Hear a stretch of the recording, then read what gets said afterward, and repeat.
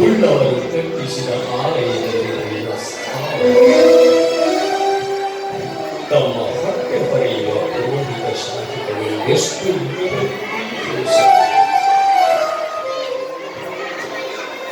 ಒಳವರೆಯನ್ನು ಪ್ರಣಕಾಷ್ಟಗಳಲ್ಲಿ ನಿನಗೆ ಗುಡಿ ಕಟ್ಟಿದವರು ನಿನ್ನ ಮೂರ್ತಿ ಕೆತ್ತಿದವರು ಶಿಲ್ಪಿಗಳು, ಆದರೆ ನಿನ್ನನ್ನು ಪೂಜಿಸುವವರು ಮಾತ್ರ. ನಿನ್ನ ಗುಡಿ ಕಟ್ಟಿದವರಿಗೆ ನಿನ್ನನ್ನು ಪೂಜಿಸುವ ಹಕ್ಕಿಲ್ಲ,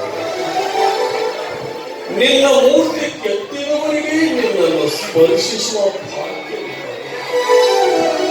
ಈ ಉಭಯ ಭೇದವಾಗಿ ನಿನ್ನನ್ನು ನಂಬಿ ಜನ್ಮಾರವನ್ನು ತಿರಸ್ಕರಿಸಿ ಅಗ್ರಹಾರದ ಸಂಸ್ಕೃತಿಯನ್ನು ಧಿಕ್ಕರಿಸಿದರು. ಯಾವುದು ಅನ್ಯಾಯವೆಂದು ಈ ನಿನ್ನ ಸನ್ನಿಧಿಗೆ ಬಂದೆನೋ ಇಲ್ಲಿಯೂ ಅದೇ ಸಾಕಿನ್ನು ಕಾಲ ನೀಲಿಗೆ ಸಿಕ್ಕು ಲೀನವಾಗುವ ನಿನ್ನ ಸ್ಥಾವರ ರೂಪ ಕಳಚಿ ಜಂಗಮ ರೂಪವಾಗಿ ನೀನು ಭಕ್ತರ ಕೊರಳ ಬಂಧಿಯಾದ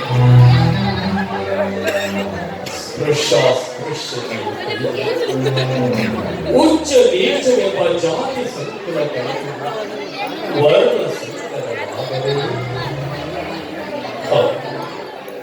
ಇನ್ನು ನನ್ನ ಕಾಲೇ ದೇಹವೇ ದೇಗುಲ ಶಿರವೇ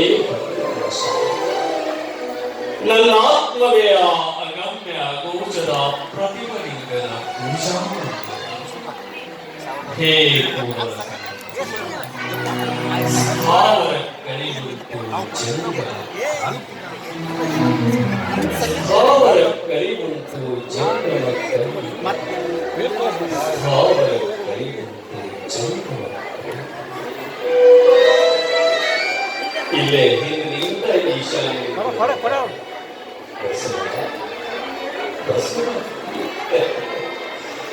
ಏನು ವಿಚಿತ್ರ ಯುವಕರು, ಎಲ್ಲರೂ ಸಂಗಮೇಶ್ವರ ಲಿಂಗಕ್ಕೆ ಸಮ್ಮುಖವಾಗಿ ಕುಳಿತು ಪೂಜೆ ಸಲ್ಲಿಸಿದರೆ ಈತ ವಿಮುಖನಾಗಿ ಕುಳಿತು ಅಂಗೈಯಲ್ಲಿ ಸೂರ್ಯನಿಗೆ ಬೆನ್ನು ಮಾಡಿ ದೀಪ ಹಚ್ಚಿಕೊಂಡು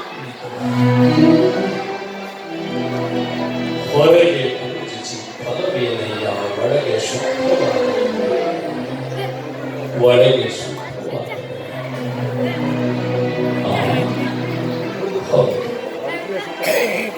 ಒಳಗೆ ಶುದ್ಧವಾಗದಿದ್ದರೆ ಹೊರಗೆ ಮಾಡುವ ಪೂಜೆ. ಆದರೂ ಈ ವೇದ ಶಾಸ್ತ್ರ ಜಪದ ಬಾಹ್ಯ ಕ್ರಿಯಾಚರಣೆಗಳು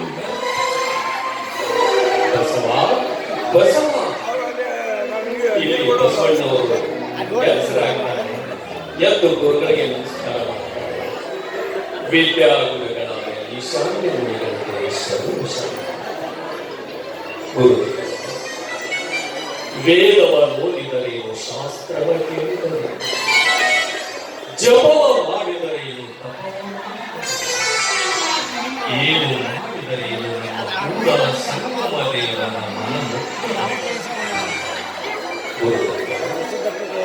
ಮನುಷ್ಯನಿಗೆ ಮುಖ್ಯವಾದದ್ದು ಒಳಗಿನ ಶುದ್ಧೀಕರಣ, ಅದಕ್ಕೆ ಅಗತ್ಯವಾದದ್ದು ಆತ್ಮಧ್ಯಾನ.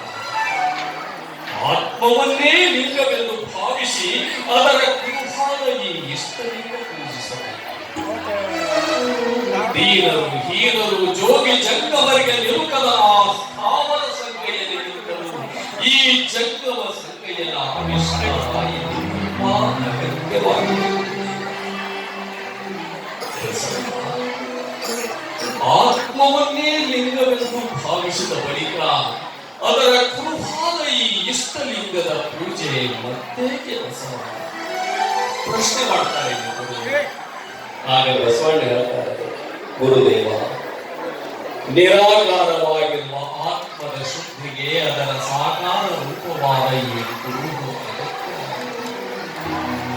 ಆತ್ಮ ಸಾಕ್ಷಾತ್ಕಾರಕ್ಕೆ ಈ ಲಿಂಗವನ್ನು ಸೇರಿಸ ಇದನ್ನು ಯಾವಾಗಲೂ ಪೂಜಾ ನಂತರ ವರಳಲ್ಲಿ ಪೂಜಾ ನಂತರ ವರಳಲ್ಲಿ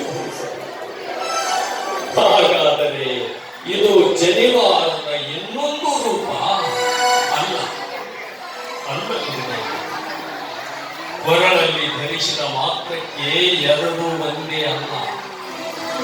ಜನಿವಾರ ಧರಿಸುತ್ತಲೇ ವ್ಯಕ್ತಿ ವಿಪ್ರನಾಗುತ್ತಾನೆ. ಅಂದಿನಿಂದಲೇ ಸಮಾಜವನ್ನು ಬ್ರಾಹ್ಮಣ, ಕ್ಷತ್ರಿಯ, ವೈಶ್ಯ, ಶೂದ್ರ ಎಂದು ವರ್ಗೀಕರಿಸುತ್ತಾರೆ.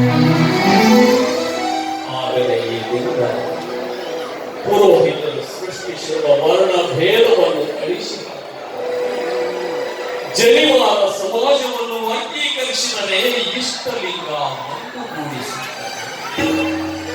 ಲಿಂಗಧಾರಿಗಳನ್ನು ಭಕ್ತರೆಂದು ಮಂಡಿಸಿ ಉಳಿದವರನ್ನು ಲಿಂಗಧಾರಿಗಳನ್ನು ಭಕ್ತರೆಂದು ಮಂಡಿಸಿ ಉಳಿದವರನ್ನು ಭವಿಗಳೆಂದು ಗುರುತಿಸುತ್ತದೆ.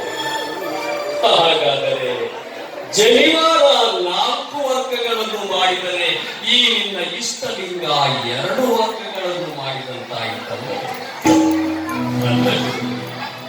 ಅದು ಹಾಗಲ್ಲ. ಜನಿವಾರ ಜನನನ್ನು ಜನನ ನೋಡಿ ವರ್ಗೀಕರಿಸಿದರೆ ಇಷ್ಟಲಿಂಗ ಗುಣ ನೋಡಿ ವರ್ಗೀಕರಿಸಿದರೆ ಸದಾಚಾರಿಯಾದ ಶೂದ್ರನಾಗಲಿ ವೈಶ್ಯನಾಗಲಿ ಕೊನೆಗೆ ಕ್ಷತ್ರಿಯನು ಬ್ರಾಹ್ಮಣನಾಗಲು ಬರುವುದಿಲ್ಲ. ಬ್ರಾಹ್ಮಣನಾಗಬೇಕಾದರೆ ಆಗ ಮತ್ತೊಂದು ಜನ್ಮದಲ್ಲಿ ಬ್ರಾಹ್ಮಣರ ಹೊಟ್ಟೆಯಲ್ಲಿಯೇ ಹುಟ್ಟಿರಬೇಕು. ಆದರೆ ನನ್ನ ಪರಿಕಲ್ಪನೆಯ ಲಿಂಗ ಧರ್ಮ ಹಾಗಲ್ಲ. ದುರಾಚಾರದಿಂದ ಭವಿ ಎನಿಸಿಕೊಂಡವನು ಈ ಜನ್ಮದಲ್ಲಿ ಸದಾಚಾರದಿಂದ ಭಕ್ತನಾಗಿದ್ದಾನೆ. ಬ್ರಾಹ್ಮಣನಾಗ ಬಯಸಿದವರೆಲ್ಲರಿಗೂ ಕರ್ಮದ ಬ್ರಾಹ್ಮಣ್ಯವು ಜನಿವಾರವನ್ನು ಬಿಡುತ್ತಿಲ್ಲ. ಆದರೆ ನಮ್ಮ ಕೂಡಲ ಸಂಗನ ಭಕ್ತರಾಗ ಬಯಸಿದವರು ಜಾತಿ ಮತ ಪಂಥಗಳ ಹಂಗಿಲ್ಲದೆ ಇಷ್ಟಲಿಂಗ ಧರಿಸಿ ಲಿಂಗ ಧರ್ಮಿಗಳಾಗಬೇಕು. ದೇವಾಲಯ ಸಂಸ್ಕೃತಿಯನ್ನು ಧಿಕ್ಕರಿಸಿ ದೇಹಾಲಯ ಸಂಸ್ಕೃತಿಯನ್ನು ಎತ್ತಿ ಹಿಡಿಯುವುದೇ ಈ ಇಷ್ಟಲಿಂಗ ಪರಿಕಲ್ಪನೆಯ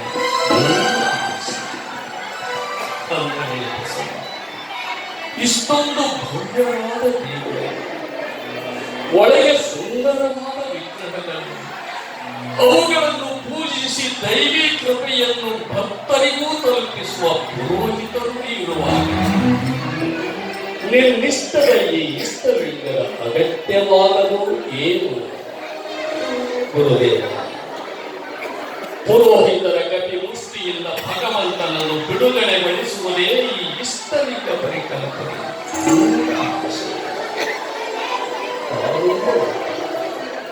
ತನ್ನಾಶ್ರಯದ ರಚಿಸುವುದನ್ನು ಮತ್ತೊಬ್ಬರಿಂದ ಮಾಡಿಸಬಹುದು. ನಮಗೆ ಹಸಿಯಾದರೆ ನಾವೇ ಊಟ ಮಾಡಬಹುದು. ಆತ್ಮ ಸಾಕ್ಷಾತ್ಕಾರದ ಹಸಿವು ನಮಗಿದ್ದು ಪುರೋಹಿತರಿಂದ ದಲ್ಲಾಳಿಯ ಅಗತ್ಯ. ಪುರುಷ ಇಲ್ಲಿಯ ಈಶಾನ್ಯ ಮುನಿಗಳು ಒಂದು ಕ್ಷಣ ನಡಿಗೆ ಹೋಗ್ತಾರೆ ಅನಿಸ್ತದೆ. ಬಸವಣ್ಣನ ಪ್ರಕಾರ ಚಿಂತನೆ ಒಂದರೆ ಬಸವ, ಈ ರೂಢಿಗತವಾದ ಬಹುದೇವೋಪಾಸನೆಯನ್ನು ನೀನು ಅಂದಗಡಿದೀಯ.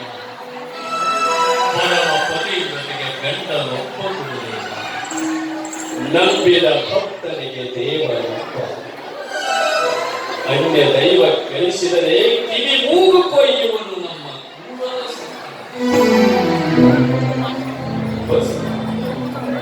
ನಿನ್ನ ಚಿಂತನೆಯೇ ಹೊಸದಾಗಿದೆ.